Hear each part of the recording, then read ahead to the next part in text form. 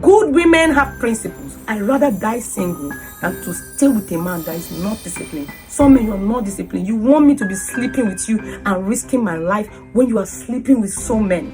Therapy, but a lot of Christian women, you think that the reason why you're not married is because of some spiritual husband, some marital delay, some spirit of rejection, and it's not that. You need to change. You need to value the importance of a man. You need to understand. I've not really watched this video, so this is like the first time I would calm down to watch it. I've seen it, but I didn't really pay attention. That was while I was compiling videos that I would shoot today. But let's get into it and see what it's all about. Let me just give you this advice before I go back to my physics and maths as people advice, or to my academy. This advice, let me tell you, not every single woman is not decent. Don't get it like that. Some people are single because of their principle, and the circle of the people that come around them are not disciplined. They cannot deal with them. They rather wait for the right person. Understand this. Now, this advice is to men. Please take this advice from me, okay? Not every woman that comes to your house is horny or wants you to touch them. This ideology of saying, if I don't touch you now you're in my house. If I don't touch you now, you feel like I'm not a man. You are. This particularly is for the younger men. That is wrong. When you are younger, most of the times when people come to your place, you feel like it's just for you to get down. That's what comes into your head as a younger man, with all of the testosterone and all of the hormones running through your body. It's understandable for them to think that way, but it's not just about that. Sometimes she just wants to enjoy your company. It's not like if she does not like you. It's not like if she does not know that maybe in the future there's a possibility of you all getting down. But for that particular point in time, maybe she has not made up her mind that she wants to be in that kind of a relationship with you. She's still trying to make up her mind. So it's not every lady that comes to your place that you'll be looking forward to, A man enough. My brother, I know in my heart that you are man enough. If you're not man enough, you will not bring me to your house. You will not even invite me for dinner at your place, or you will not even invite me to come somewhere close to your house and it's so late and we can't go, and then we now have to stay at your place. I trust you enough to come to your house. For the fact that I trust you enough to come to your house, know that somebody's daughter came to your house. All you have to do is to protect that somebody's daughter, because that somebody's daughter is now under your custody for the period of time she is there. Number one, she should not be violated sexually. She should not be assaulted. And she should be comfortable because she left her comfort zone to come to you. This ideology of a lady come to you, the next thing you are thinking. You meet a lady today, the next week, she's now babe. Babe this, babe from where? There is a process to dating. First of all, the world is so bad. The world is so bad. She's making a whole lot of sense from what she said. And I don't see any reason why a lady will come to your place. Just because of she came to your place, you would want to force yourself on her, or you'd want to pressure her into doing something that she never intended to do before coming. Does that make any sense? You understand? Yes, it's understandable that some ladies might come to your place and they have in mind that yes, they might think something might get down at the end of the day, but it's not for every lady. And you should always know that there are different ladies and there are different ways they hold themselves or they carry themselves. They hold themselves to certain standards. You can't meet a lady with certain moral virtues or certain standards and you want to enforce the standard of another person into her own life. It does not work like that. You'd have to understand the person that you are with, and you'd have to walk with that person from where they are. If you want to date somebody, go for tests. Find out their medical condition. Most especially, test for hepatitis A, B, C, all those hepatitis. Test for HIV. You both should go for medicals. All medicals should be done. After the medical stage, in fact, that medical stage should have been when you guys have decided to be friends. But I guess if you are close to someone, anything can happen. Maybe sharp objects can be exchanged. So go for medicals first with your friends around your circle so that you will be safe or sure that you are safe. Then take your time to get to know each other. Take your time. That's why relationships are crashing. Do you understand? Good women have principles. I rather die single than to stay with a man that is not disciplined. Some men, you're not disciplined. You want me to be sleeping with you and risking my life when you are sleeping with so many. You want me to sleep with you when you sleep with any girl that visits you. You are checking out all the girls by sleeping with them. Bro, what are you doing? Good men on this comment section, good men that watch this post, they understand what I'm saying. When I don't touch her, she's going to feel like I'm not a man. You are a man. You are man enough. My brother, you are Odogu. You are man enough. I know that you are man enough. Okay? So attempting to touch me on the first day, hold me, those things is a turn off. A big turn off for ladies. It's a big turn off. When it comes to relationship, yeah, there are so many things that we are meant to do that we are not doing. Like this going for tests, understanding your medical history, and doing so many other things. There are so many things we are not doing as regards to relationship, which I feel like it has been normalized.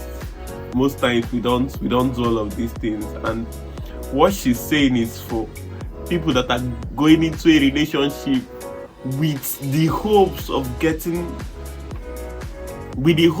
transcending that relationship into marriage. Most people, they are just getting into relationship for getting into relationships. They are not getting into any relationship with the hopes of one day getting married to this person. Some people are dating people that they don't see themselves being with for the long haul, and that's the disconnect we have in our present dating market. A sign of disrespect. It's a sign of lack of boundary. You know the days of our parents. You know the way they did theirs. You know the days of our grandparents. You know the way they did that. When it comes to culture, women must do this, women must do this. Everybody in the society refers us to the days of our ancestors. Seems like this generation has lost it. Your wife today, so many people's bed mates. Your wife today, you guys should reduce the body count, okay? Reduce the fact that you are just testing around people's future wives.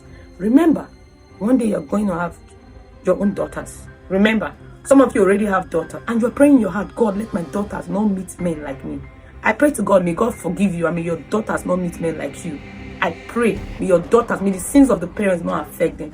But honestly, I'm going to say this, it's a social problem. A lot of guys have stopped talking to me because of this, okay? I don't want to endanger my life. Things are happening, lack of love. You meet somebody today, you sleep with her tomorrow. Next tomorrow, you're not picking her calls. You think you're living a life. Remember, what you sow is what you reap. Anything you do, remember that you will have offsprings that are females. Be careful. It's not attractive. It's not what we want, okay? Except there's a particular kind of woman you carried. You carried her for a purpose, maybe paid service. But a decent girl from a decent home that just wants a life with you, she don't want sex. Thank you and happy Sunday to you. She's talking from her own point of view, which is very, very understandable. And another thing that we should always put at the back of our mind is sometimes where you meet a lady or the settings that you met a lady, it influences the way you treat her, the way you perceive her. The truth is, most of us Christian single ladies who come from matriarchal backgrounds, we are not ready for marriage. We were not raised by our fathers. We didn't see the need of a man. We were raised by strong, independent women. I don't know if it's me, but most times when I hear people say strong, independent women or strong, independent woman, I feel like you are just an adult taking care of your adult responsibility, that you are not all that dependent on somebody, which is like what most people do, at least in our present day environment. Just because of you are taking care of your responsibilities, you are buying your food, you are paying your rent, it does not make you strong, independent. It just makes you an adult. When we grow up, we don't know how to need a man. We know how to survive without a man. So the truth is, you then don't know how to value the importance of a man in your life, because all that was modeled in front of you was a strong, independent woman who knew how to survive outside of a man. By knowing how to survive outside a man, it means that they don't really need your money to buy things for themselves, and they can feed themselves and they can do all of those other things. I was wrong about you. No, not done here! And another thing is that for most self-respecting men, they won't go to where they are not needed. They won't go to a person that does not need them. At least you need to need the person in your life. You need to really want that person for the person to really be there in your life. So if you are trying to talk to somebody, or if you are dating a person and the person does not really need you, it will show in the way the person acts, it will show in the way the person interacts with you, it will show in the way the person communicates with you that they don't really need you, that it might even seem like if they are tolerating you, which is not something any self-respecting man would stand by and allow happen to him. The Bible in the book of Romans chapter 12 verse 2 says, don't be conformed to the standards of this world, but be ye transformed by the renewing of your minds, right?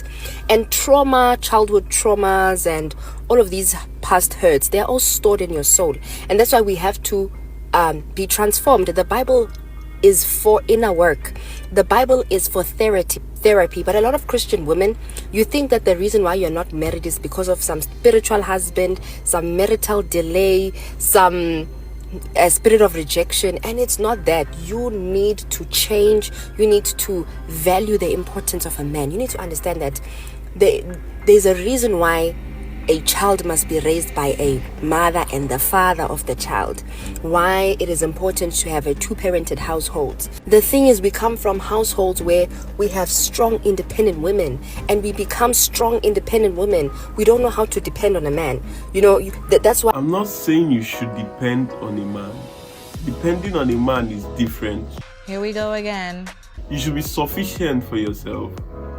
And when a man comes into your life, you should always know how to adapt into that man's life, how to merge your life together for you all to be a unit, for you all to be whole.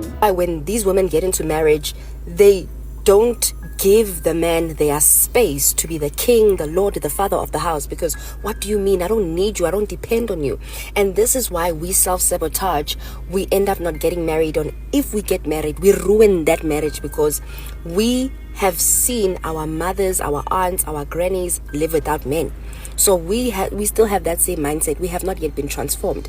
That's why if you come from a matriarchal background, please work on yourself, fix yourself. Don't just pray, go to therapy, read books so that you can value the importance of a man, so that you can know how to be soft and depend on a man. You understand? Don't allow these bitter women on social media to lie to you. They are going to ruin you. Okay, thank you. Bye. Saying you should depend on a man is you pushing it a bit. It's you pushing it a bit. You should need a man, and you should learn how to work with the man, not depend on him. The first thing that you need to change is your mindset, how you see life, how you understand things. If your mind does not change, the body cannot change and the spirit cannot change. I always think of the mind as like the bridge that joins the spirit and the body together. It's always there connecting the two. So for any real or meaningful change to happen, the mind has to change. And for the mind to change, you have to understand how the mind works. What controls the mind? What are the things that makes up the mind? And how can you influence the mind for the mind to see things from a different perspective, from a different point of view? For that, there's this book I read. It was written by Napoleon Hill. What's the name of the book?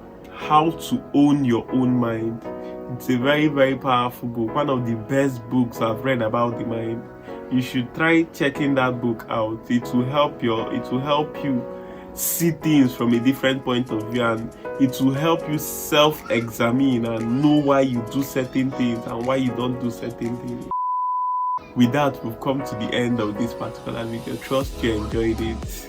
Trust you like. Don't forget to subscribe. Don't forget to leave a comment. Tell me what you think about it. And stay tuned for more. Bye.